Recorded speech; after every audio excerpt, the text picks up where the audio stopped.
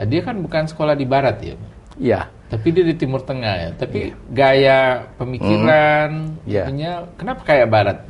Saya kira Gus Dur itu sejak awal, sejak dari sini pun dia sudah sudah banyak membaca literatur Barat ya. Nah, dan ketika dia di Timur Tengah pun itu lebih banyak juga dia berdiskusi dengan orang-orang yang berpendidikan Barat di Timur Tengah.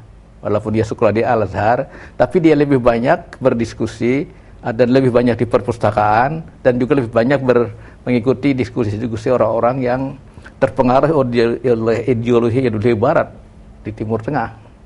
Jadi bergaulnya memang udah beda dengan dengan dia tidak dengan kelompok yang kelompok agama seperti yang di sini, tapi dia kelompok intelektual. Ya. Di Barat. Artinya kehadiran dia sekolah di Timur Tengah itu tidak mengubah Gus Dur yang sudah berangkat agak condong ke Barat gitu. Nah, kenapa dia nggak berangkat ke Barat aja, Pak? Memang ada. Kemudian dia setelah itu dia berencana akan ke Kanada. Tapi kemudian akhirnya dia tertarik kepada pulang untuk dia mempunyai concern untuk pembinaan dunia pesantren di sini. Waktu dia masih muda nih. Ya, waktu setelah dia dari Mesir, kemudian dia sekolah di Baghdad. Lalu dia pernah beberapa mungkin waktu tinggal di Barat, di Belanda. Lalu dia aktif di sana. Dan dia sudah ingin ke Montreal, ke McGill University di Kanada, tapi tidak sempat karena akhirnya dia memilih kembali ke Indonesia. Dan membentuk pesantren. Ya, lalu terlibat dalam gerakan-gerakan aktivitas pengembangan pesantren. Nah, kembali ke pesantren itu juga ciri khas yang bukan Barat, Pak. Iya. Nah, itu kenapa masih melekat pada Gus Dur yang sangat? Nah, dari situ saya kira bagian dari pribumisasi itu tadi.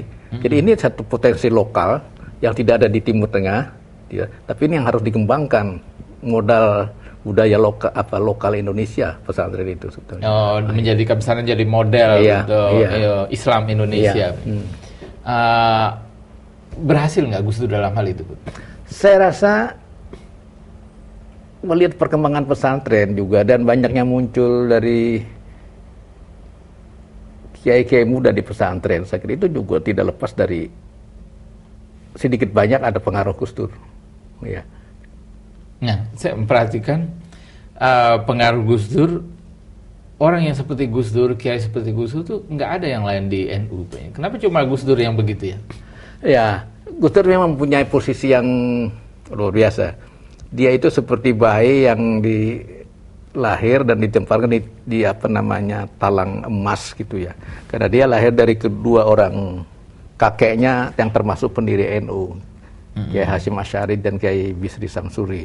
Itu luar biasa yang tidak dipunyai oleh semua orang. Nah, itu memang dan juga itu given dah buat dia. Iya, given ya. Dan juga pengembaraannya, bacaannya itu tidak bisa ditandingi.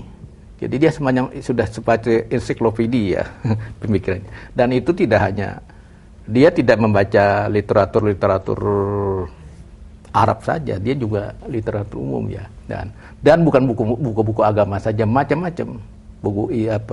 Buku-buku ideologi modern, tetapi yang lebih lucu lagi menurut saya, itu yang membuat pikirannya, wawasannya lain.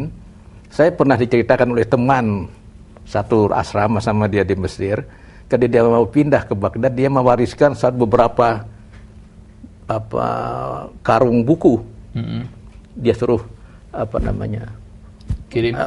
Dia suruh dibagi-bagi untuk teman-temannya. Dan ternyata itu buku novel, buku-buku yang macam-macam. Bukan buku agama. Bukan buku agama. Itu.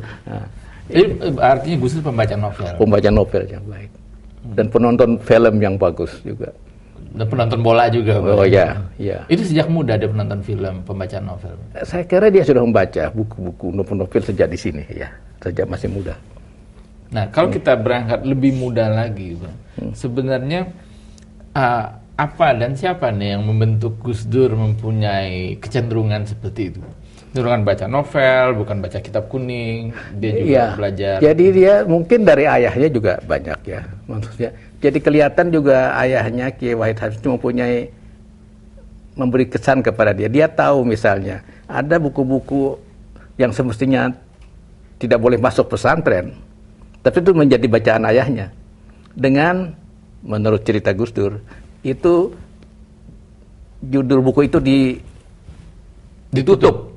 Supaya covernya ditutup sehingga kiai-kiai yang lain tidak tahu bahwa itu buku-buku yang tidak pantas, tidak biasa dibaca di pesantren. Itu menunjukkan juga ayahnya pun juga seorang yang terbuka, liberal. Dan juga ketika dia ketika dia sekolah ya di Jogja, tapi sebelum ke Jogja dia sekolah di Jakarta.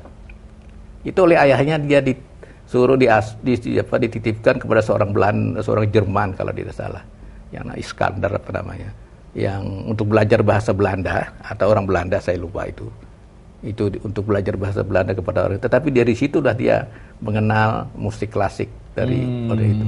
Jadi di situ pertama kali persentuhannya dengan musik. Ketika dia di Jogja, dia dititipkan pada seorang Kiai Muhammadiyah oleh bapaknya di Kauman. Jadi itu bapaknya nggak ada kecurigaan sama Muhammadiyah? Iya, dia tidak dititipkan di Kiai NU, tapi kepada seorang Kiai Junaidi namanya, Kiai dari Muhammadiyah. Jadi menunjukkan suatu maksud bapaknya itu juga kelihatan, sudah motifnya juga ingin anaknya itu luar biasa. Oke, kita jeda sejenak. Iya. Pemirsa, kita istirahat sejenak. Anda saksikan siaran iklan. Setelah itu kita kembali ngobrol bersama Johan Effendi.